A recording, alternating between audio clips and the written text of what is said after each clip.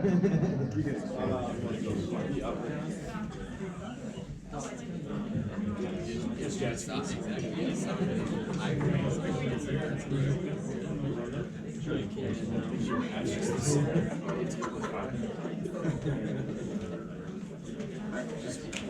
next up we have Alex Gatch from USGS Tunison Lab. Yep. Yeah, and we're switching species. We're talking about Cisco's.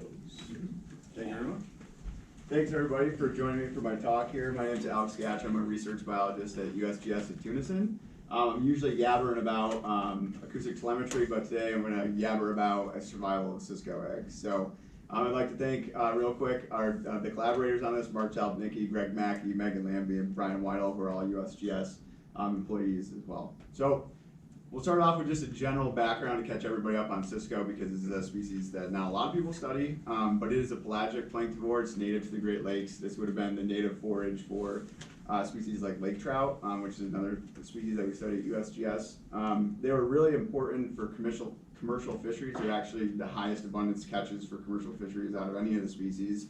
So this is a famous picture of the Earl Bass from Lake Erie in 1918, and it shows you kind of the extent of how many fish we were taking out of the system.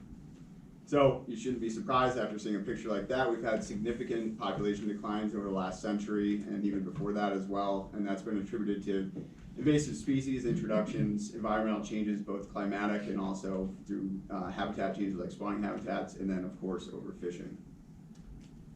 Right now there's a real charge in the Great Lakes to bring this species back, to restore some of these remnant populations, and this is for, I mean, it's cool to restore native species, right? But it's also for increasing forage diversity. So you have a stronger ecosystem, you have a more diverse forage base for your predators. So switching gears to just talking about Lake Ontario now. Throughout the 2010s, we had a stocking program in Lake Ontario for Cisco. We also had kind of an end of the U.S. commercial fishing. It was still legal, but it was just not targeted as much. So even with supplementing the population and taking away that fishing mortality, we still have low populations. The good news, if there is any, is that we do have sporadic recruitment. And so Taylor Brown has done some previous work to identify the kind of the drivers and what correlates with those recruitment booms. And it looks like it's environmental factors, ice cover being one of the largest ones. And that's really important. That's what I'm going to touch on in a little bit.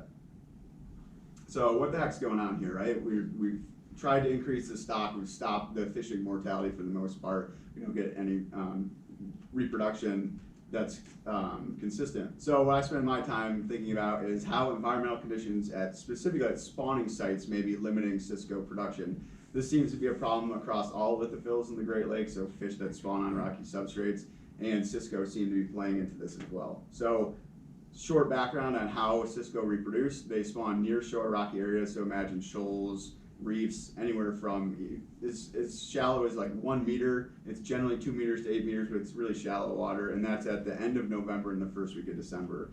So what's important here is that they have super long incubation periods. So those eggs are sitting there from the end of November all the way till April and May when they hatch. So the habitats they sit in are important, right? Because they need protection from predators, they need protection from currents so they don't get dislodged from those protective areas.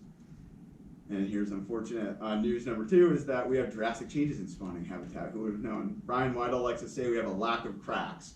And what he's talking about there is the interstitial spaces that are created by the overlapping of the rocks have been degraded. So we have sediment infilling. This is a picture here of this time last year, pretty much this time last year in Lake Erie. Sedimentation and resuspension is a natural process, but we have anthropogenic stressors that's exacerbating this. So things like land use change, increases in pervious surfaces. There's an increase in flux and sediment in these areas that's not natural. We all know about invasive species. One of the most important being crescented mussels, and these are changing the physical structure of the benthic habitat. They have implications for all sorts of ecosystem changes, but one of the big ones that we don't focus on as much unless you like lithophilic spawning habitats is how they change things. Look at this. This used to be a cobble reef, and now it's completely covered in mussel hash, which is broken up pieces of quagga shells. And that, again, it prevents those eggs from being protected over that 4 or 5 month period. And then, like Taylor says, where the heck is the ice, right? This is a picture of last year in February. We should have tons of ice. Obviously, Lake Ontario doesn't freeze over in its entirety, but the embayments certainly do, and we just didn't have a lot of ice last year, and this is a consistent trend across the last century or so, right? It's variable from year to year, but the general trends say we're losing ice, and the duration of that, and the start of that ice time. So, how do these things limit embryonic survival? And the easiest way to show that is with a conceptual model. So this is my conceptual model for what's happening in a historic incubation conditions, right? So like this is the good stuff here. So these are different levels in the lakes or different depth zones. In the high energy zone, you have a lot of wave energy. It keeps those interstitial spaces clean, but it can also remove eggs, right? If you have too much energy, those eggs will get blown out of that substrate. So that's where ice comes into play, right? Ice acts as a protective layer between the air and the water. So when you have storm surges in the wintertime, right, this acts as a protective barrier to keep those eggs safe. As you move down into what I call the Goldilocks zone, this is where you have just enough current that it keeps the interstitial spaces clean, but not enough that's blowing the eggs out of there. And then as you move further down the bank, you have a depositional zone. This is where sediments accumulate. You have higher organic carbons in that sediment. You have more respiration by bacteria, and you can have anoxic zones, which kill eggs. This is the bad stuff. And this is what I'm hypothesizing is happening in Lake Ontario right now and other Great Lakes, is we have a lack of ice, or we have ice that doesn't form until later in the season, so after eggs have already been deposited.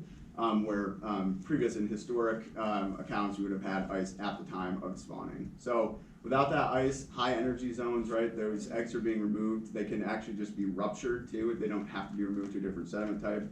In the Goldilocks zone, now we have this increased influx in sedimentation, so we're clogging those interstitial spaces, and now the currents that would have traditionally kept those areas clean are not strong enough to remove that added, that added sedimentation.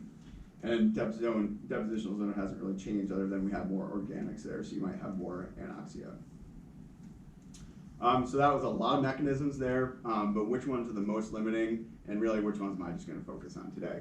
So the two I'm going to focus on are mechanical and chemical. We'll start with mechanical stressors, and this is super simple, right? It's physical movement of embryos causing mortality. Cisco are part of the Salmonidae family. We know salmon and trout have issues with being moved around before they hit this eye-up stage of an egg. This is why hatcheries raise them in trays rather than tumblers.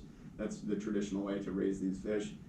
Cisco, they're a little bit different than salmon and trout, right? Their eggs, when we raise them in hatcheries, we raise them in tumblers. We want them to be moving water around those eggs, so they don't seem to be as susceptible to at least small movements. That's what we know about them now, until I show you some results later. Also, like I stated before, Cisco spawn in shallow, high wave energy areas, and they've adapted to do this by having